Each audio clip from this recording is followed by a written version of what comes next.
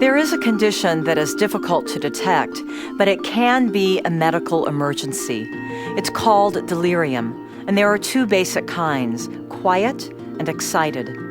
They may look a lot like dementia, but they can be particularly hard to identify. If you are a caregiver, you need to know the signs of quiet or excited delirium and what to do about them. The first one we'll cover is quiet delirium.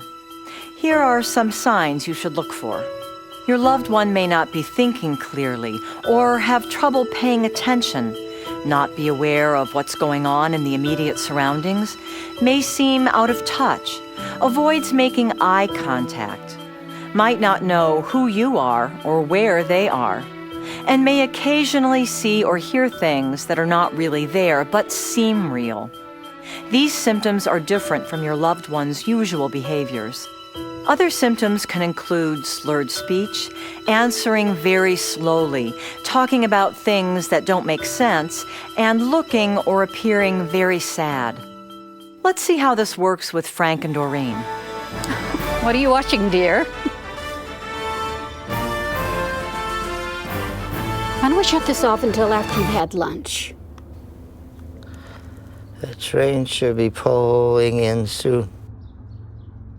What train, Frank? I gotta get on the train. We're gonna see all the fish.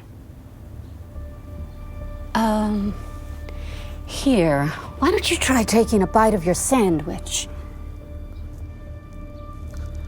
Frank, wake up and eat.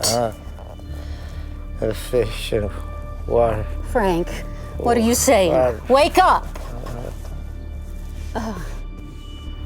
You need to take one of your pills. Here, take this.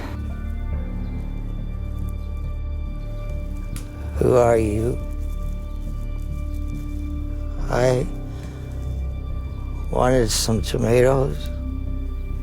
This isn't right. It's never been like this before. This is quiet delirium. Your loved one suddenly just doesn't seem to respond to you in the usual way. It happens when a serious medical change occurs large enough to disrupt physical and mental functioning. As in this scenario, Frank is different because something has changed about his health. Doreen needs to contact their medical caregivers as soon as possible. Yes, it's my husband, Frank. He's a patient there. He has dementia, but I've never seen him like this before. I don't know what to do. Please, can you help me? Doreen did the right thing. The doctors and the rest of the medical team will work to determine what medical problem is causing Frank's behavior. In the meantime, she should stay calm and try to comfort him. Quiet delirium can appear unexpectedly.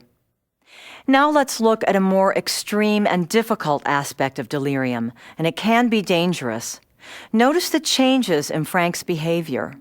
The symptoms of excited delirium are more obvious than those of quiet delirium.